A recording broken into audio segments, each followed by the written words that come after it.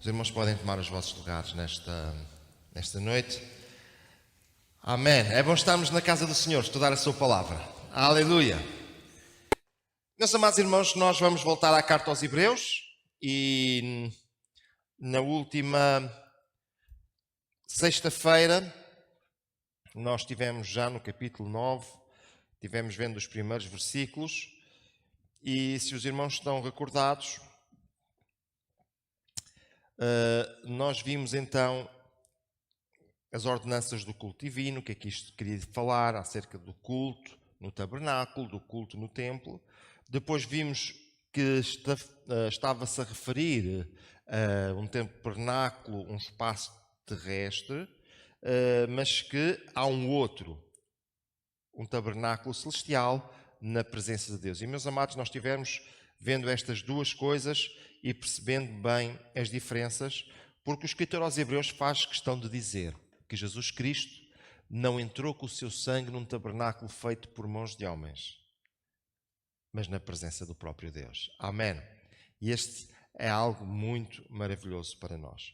Depois vimos que o povo apenas se podia aproximar de Deus mediante um representante, que era um sacerdote, um homem com problemas, iguais aos dos outros todos. Vimos que o lugar do culto, o lugar santo, estava reservado apenas aos sacerdotes e que o povo ficava cá fora, na expectativa de coisas interessantes que pudessem acontecer. Vimos também que no dia da expiação, o povo se humilhava e era um dia de perdão do pecado, através do sangue que era espargido lá no lugar santíssimo por todos. E, meus amados irmãos, nós depois vimos que Jesus Cristo, quando ele morreu, diz que o véu do templo se rasgou de alto a baixo, como que dizendo, a partir de agora, o acesso à presença de Deus está liberado para todos vocês. Foi, sem dúvida, algo muito especial. E, meus amados irmãos, ainda é assim que as coisas se mantêm hoje. O lugar, o acesso à presença de Deus está aberto. Então, meus amados irmãos, depois deste pequeno resumo, um resumo bem curto daquilo que nós falámos na semana passada, eu queria então agora entrar no estudo de hoje e vou pedir-vos que venham comigo às cartas aos Hebreus, capítulo 9, versículo 11. Para facilitar, eu irei projetar o texto para que os irmãos possam realmente acompanhar. E diz a palavra do Senhor: mas vindo Cristo, o sumo sacerdote dos bens futuros, por um maior e mais perfeito tabernáculo, não feito por mãos, isto é, não desta criação, nem por sangue de bodes e bezerros, mas por seu próprio sangue, entrou uma vez no santuário, havendo efetuado uma eterna redenção. Porque se o sangue de touros e bodes e a cinza de uma novilha esparzida sobre os imundos os santificam, quanto à purificação da carne, quanto mais o sangue de Cristo, que pelo Espírito Eterno se ofereceu a si mesmo imaculado a Deus, purificará a vossa consciência das obras mortas para servirdes ao Deus vivo. E por isso é mediador de um novo testamento, para que, intervindo a morte para a remissão das transgressões que havia debaixo do primeiro testamento, os chamados recebam a promessa da herança eterna. Porque onde há testamento, necessário é que intervenha a morte do testado. Porque o testamento tem força onde houve morte e terá ele algum valor, ou terá ele algum valor enquanto o testador vive. Pelo que também o primeiro não foi consagrado sem sangue. Porque, havendo Moisés anunciado a todo o povo todos os mandamentos segundo a lei, tomou o sangue dos bezerros e dos bodes com água, lã, púrpura e hisopo, e aspergiu tanto o mesmo livro como todo o povo, dizendo: este é o sangue do testamento que Deus vos tem mandado. E semelhantemente, aspergiu com sangue o tabernáculo e todos os vasos do ministério, e quase todas as coisas, segundo a lei, se purificam com sangue, e sem derramamento de sangue não há remissão. Até aqui a palavra do Senhor. O sangue dos bodes e dos bezerros. Deixem-me fazer uma pequena introdução a isto. Deus criou o homem perfeito. Colocou no jardim do Éden. Sabe o que é que não havia no jardim do Éden? Morte. No jardim do Éden não havia morte. Não havia pessoas mortas, não havia animais mortos. Por isso a Bíblia até diz que a criação geme, a natureza geme. Quando o homem peca, a primeira coisa que Deus precisa de fazer é matar um animal para que o homem não continuasse nu. O animal morre por causa da nudez do homem. E agora, nós vemos que ao longo de todo o Velho Testamento, muitos animais foram oferecidos não por causa deles, mas por causa da necessidade do homem. E meus amados irmãos, deixem-me dizer-vos nesta noite, o homem ainda hoje continua com necessidade que sangue derramado possa fazer alguma coisa para si próprio.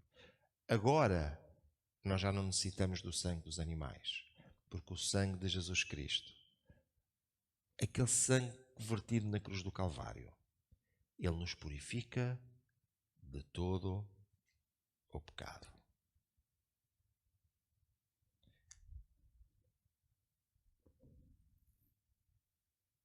Os bezerros e os bodes. Os bodes oferecidos pelo pecado do povo, os bezerros oferecidos pelo pecado dos sacerdotes. Para nós contextualizarmos isto, veja o que é que nós encontramos lá no Velho Testamento. Levítico capítulo 16 e verso 16 diz: Depois Arão oferecerá o novilho da oferta pela expiação, que será para ele, e fará expiação por si e pela sua casa. O que temos aqui é um bezerro, um novilho, que será feita a oferta pela expiação. Quando nós chegamos ao versículo anterior, ao versículo 15, nós vemos a oferta pelo povo. Depois,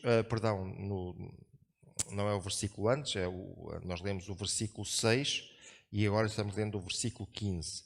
Depois declarará o bode da oferta pela expiação, que será para o povo, e trará o seu sangue para dentro do véu, e fará com o seu sangue como fez com o sangue do novilho, e o espargirá sobre o propiciatório perante a face do propiciatório. Então, meus amados irmãos, nós temos aqui estas duas referências que o escritor aos Hebreus apresenta: o sangue do animal oferecido pelos sacerdotes, o sangue oferecido pelo povo. A verdade é que o nosso sumo sacerdote, Jesus Cristo, não carecia que fosse oferecido qualquer sacrifício por ele. Ele não pecou, nunca falhou, nunca se achou uma falha, um engano. Então ele não necessitava. Mas o povo, nós, continuamos a necessitar. Por isso ele ofereceu-se a si mesmo. Avançando um bocadinho mais, pensemos o significado do sangue. Olha, o sangue é o garante da vida. Se você tiver um acidente e começar a perder sangue, chega ao hospital, a primeira preocupação deles, temos que repor o sangue perdido. Porque sem sangue,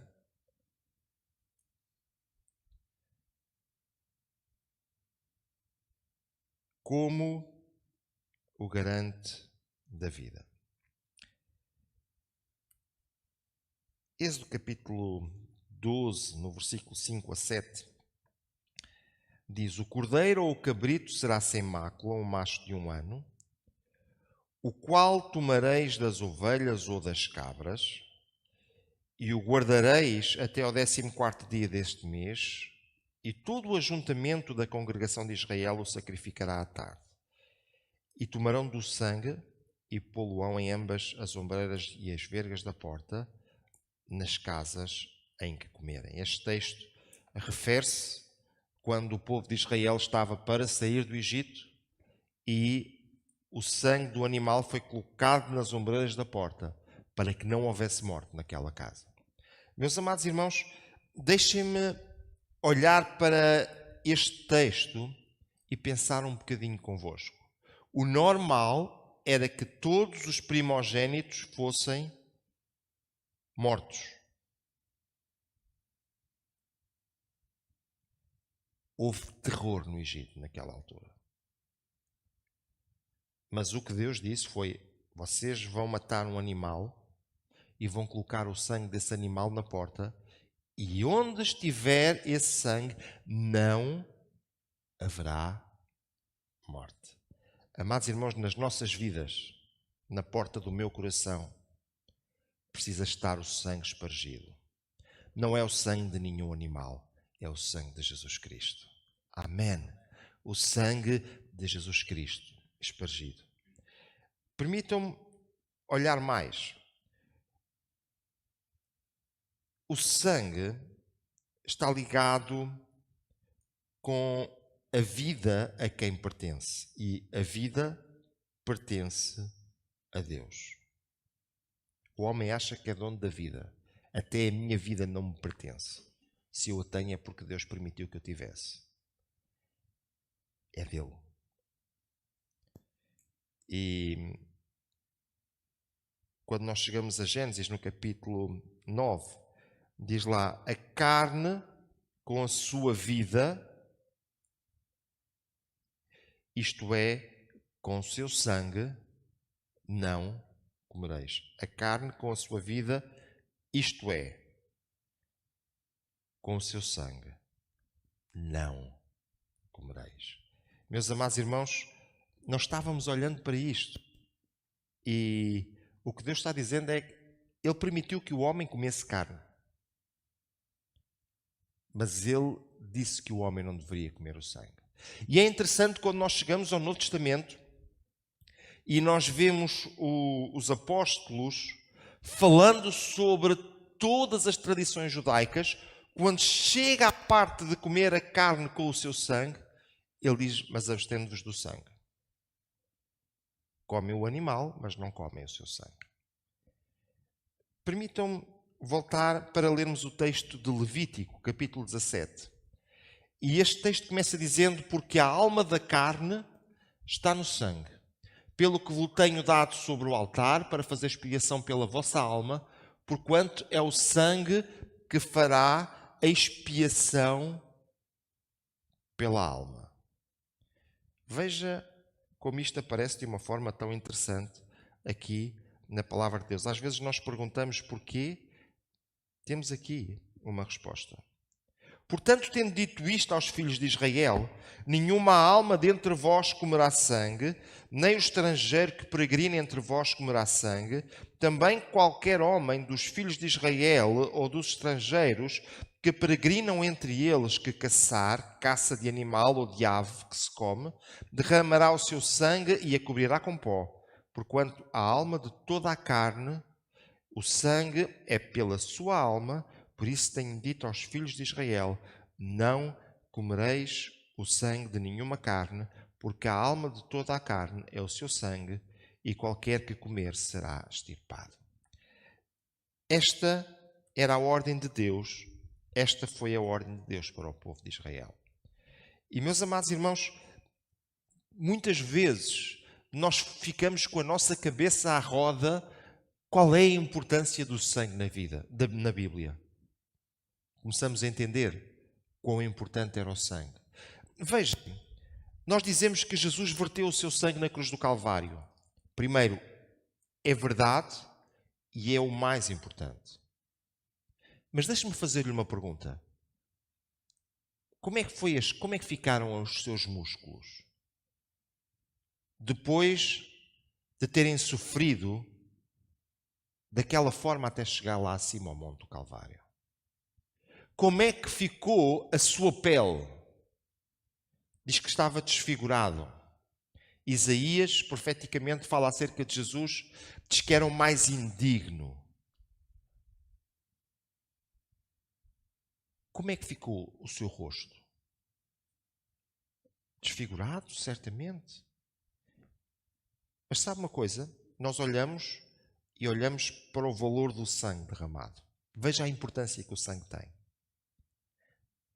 O valor do sangue derramado na cruz do Calvário por nós. O pecado exigia o derramamento de sangue. O sangue servia para perdoar o pecado. Olhe e pense, por favor, comigo. A vida e o pecado.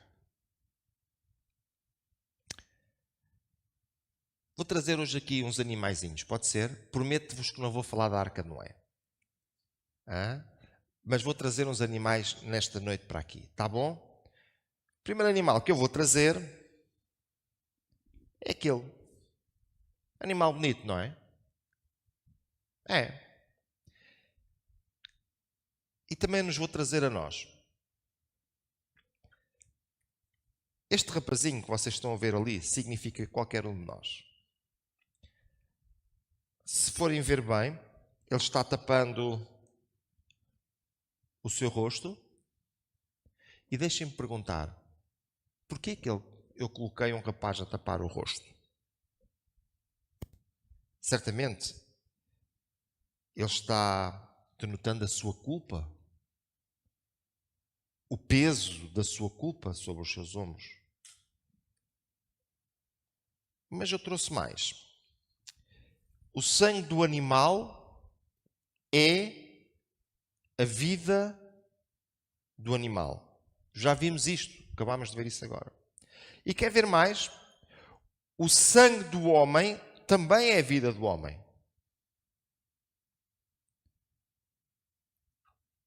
E se nós olharmos, vemos que o animal é inocente, mas o homem é pecador. A palavra de Deus diz em 6:23 da carta aos Romanos que o salário do pecado é a morte. Será que podemos dizer todos juntos em coro com os lá de casa também? O salário do pecado é a morte. Então, se o homem é pecador, se tem pecado, ele deverá morrer. Mas sabe o que é que nós temos aqui mais? Nós temos aqui mais duas coisas que eu queria trazer para a nossa discussão nesta noite. O inocente merece a preservação da vida. É inocente. Mas o culpado merece a morte. A perca da vida. E então Deus mandou que Moisés construísse uma coisa muito interessante e que o escritor aos Hebreus traz para aqui novamente. Ele mandou que fosse construído o altar. E sabe o que acontece? O altar não sacrifica o homem, mas o sangue do altar o sangue do animal era derramado no altar em lugar do homem. Por sua vez, o homem deixa de estar condenado por causa do sangue do animal. Eu há bocadinho citei Romanos 6:23, mas não citei todos. Todo. Só citei metade. Mas ele tem outra metade. O salário do pecado é a morte. Mas depois tem um mas. Mas o dom gratuito de Deus é a vida eterna por Cristo Jesus, nosso Senhor. Meus amados irmãos, houve um altar muito mais poderoso do que este que Moisés construiu. Chama-se Cruz do Calvário. Onde Jesus Cristo, inocente, o Cordeiro de Deus inocente, ele subiu para derramar o seu sangue por nós, pecadores. Nós merecíamos a condenação, mas foi ele que foi para a cruz. Nós merecíamos ser crucificados e o nosso sangue ser derramado, mas foi ele que foi no nosso lugar. E agora, porque ele, inocente, porque ele não merecia a cruz, a sua justiça foi colocada em nós. Houve uma troca.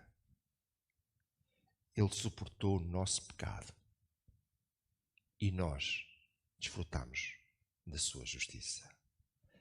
Meus amados irmãos, a Bíblia diz que no jardim do Getsêmani, Jesus chorou. Há 3 frases que nós precisamos de olhar nesta tarde. A primeira delas é que Jesus disse: Pai, se for possível, passa de mim este cálice. Normalmente, nós falamos acerca da dor da cruz. Quer dizer que a cruz foi horrendamente dolorosa. Mas eu quero dizer-vos que Jesus passou por algo diferente do que a dor da cruz. E certamente quando ele disse: Pai, se for possível, passa de mim este cálice, ele também estava falando disto. É que quando Jesus foi à cruz, ele suportou o peso. E quando eu falo do peso, falo a condenação do meu pecado. Houve ali uma troca. Ele assumiu essa culpa. E os nossos pecados fazem separação entre nós e o nosso Deus. Sabe o que é que Jesus disse na cruz? Deus meu, por que me desamparastes? Será que ele não sabia? Sabia. Ele sabia que estava lá com pecado, não dele, mas meu. E ele agora suporta sozinho na cruz o abandono do Pai. E veja, o mesmo Jesus que diz: eu e o Pai somos um. O mesmo Jesus que mostra uma comunhão extraordinária e contínua com o Pai, agora por minha causa, ele vai à cruz e ele sente-se abandonado porque ele suporta, porque ele incorpora o meu pecado. Havia ali. E sabe qual é a outra frase que Jesus diz na cruz? No final. Está consumado. Na linguagem do comércio, ele disse: está pago. Sabe o que é que ele estava dizendo? Eu fiz o meu sacrifício até ao fim. E, meus amados irmãos, depois de um sacrifício tão duro, tão doloroso que Jesus fez por nós, como não aceitar aquilo que ele fez por nós na nossa vida? Nós não tínhamos condições de o fazer. Nós não tínhamos como fazer aquilo que ele fez por nós. Como virar a cara, como não dar importância, como não achar extraordinário aquilo que ele fez por nós. Eu estou muito grato. Quando eu canto estou para sempre grato, eu estou mesmo grato por aquilo que Jesus fez.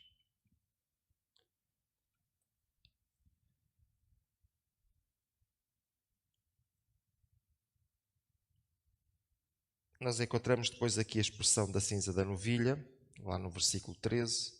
Rapidamente irei falar sobre isto. O contacto com os mortos tinha alguma implicação e por causa disso, qualquer pessoa que tocasse num cadáver ficaria imunda. Ficar imundo significava que ele não podia ter contacto com nada que fosse sagrado, não podia ter contacto com muitas coisas, era imundo. E em Números, no capítulo 19, diz lá mesmo: aquele que tocar algum morto, cadáver de algum homem, imundo será 7 dias. Ao terceiro dia, se purificará com a água, e ao 7º dia será limpo. Mas se ao terceiro dia se não purificar, não será limpo ao 7º dia. Isto era um ritual que o povo de Israel tinha que fazer. as pessoas deveriam lavar-se com água e com cinzas da novilha. E, por último, as obras mortas da nossa consciência. Jesus purifica-nos também do contacto com a morte oriunda no pecado. O salário do pecado é a morte. Um dos problemas que nós lidamos hoje é que há muitas pessoas que fizeram coisas graves. E sabem uma coisa? A pessoa a quem eles ofenderam ou a quem prejudicaram já os perdoou. Deus já os perdoou. Mas eles não conseguiram resolver o problema da sua consciência. Mas o que o escritor está a dizer é que o nosso Jesus, ele perdoa-nos de tal forma que ele não perdoa apenas de uma maneira formal, a dizer pronto, está resolvido, mas ele quer vir ao nosso interior e purificar também a nossa consciência. Permitam-me avançar mais um bocadinho. Impedimentos dos impuros, dos imundos. Quem tivesse tocado num cadáver não poderia chegar-se ao tabernáculo. Excluído, fora. Estava imundo. Segunda situação, o contacto com a morte impedia o homem de poder chegar à presença de Deus. Eu não sei se nós entendemos bem a questão do bom samaritano. Passam dois religiosos, vê o homem no chão, não sabiam se estava vivo ou morto, e o que eles fazem é, ele está ali, eu vou passar por aqui. Quer passar largo. Não quer tocar-lhe, não quer chegar-me perto dele. Porquê? Se o homem tivesse morto, aqueles homens ficariam imundos e ficariam impedidos. Estão a ver o texto que nós estamos falando? O contacto com a morte impedia o homem de poder chegar à presença de Deus. Capítulo 9, versículo 14 de Hebreus, que nós lemos no início, diz: quanto mais o sangue de Cristo, que pelo Espírito Eterno se ofereceu a si mesmo imaculado a Deus, purificará a vossa consciência das obras mortas, para servir-vos ao Deus vivo. Igualmente, o pecado alojado na mente do homem impede-o de chegar-se a Deus, mas a lavagem pelas cinzas leva-o até à sua presença, capacita-o para o serviço. Que Deus ricamente possa abençoar os meus amados irmãos e irmãs, e que, ao olharmos para este texto da palavra de Deus, tão rico, que fala desta troca magnífica que houve, nós possamos valorizar ainda mais o sacrifício de Jesus Cristo vertido na cruz do Calvário. Que o Senhor, rica e poderosamente, possa abençoar os meus amados irmãos e irmãs. Nós vamos ter uma palavra de oração e nesta noite nós vamos orar a Deus agradecendo, mas agradecendo mesmo por aquilo que Jesus fez na cruz do Calvário por nós. Aquele era o nosso lugar, mas Ele foi por nós. Será que podemos ficar de pé? Eu vou orar ao Senhor nesta noite. E meu amado irmão, prezada irmã, coloca nesta tarde o teu coração na presença de Deus. Um coração grato, dizendo: Deus, eu estou grato. Eu estou muito grato, porque Jesus Cristo foi à cruz do Calvário por mim. Eu estou muito grato, porque Jesus deu a sua vida por mim. Era o meu lugar. Era o meu sítio. Era eu que merecia estar ali. Mas Ele fê-lo por mim. Ele fê-lo no meu lugar. E eu por isso estou muito grato. Fecha os teus olhos nesta tarde. Derrama o teu coração na sua presença.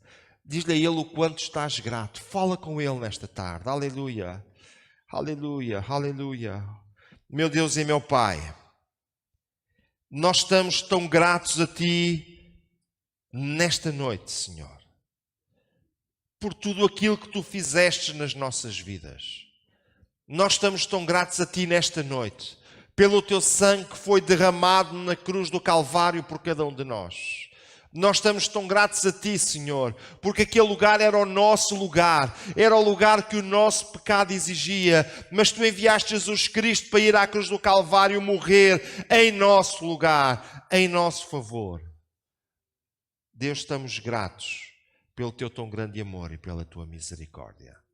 Te pedimos que Tu venhas abençoar-nos, meu Deus, e que no nosso coração nós possamos sentir esta paz tremenda que vem da cruz do Calvário, esta paz tremenda que vem do perdão dos nossos pecados que Jesus conseguiu para cada um de nós. Abençoa-nos e perdoa-nos, Deus. É isto que pedimos em nome de Jesus. Amém. Aleluia. Aleluia.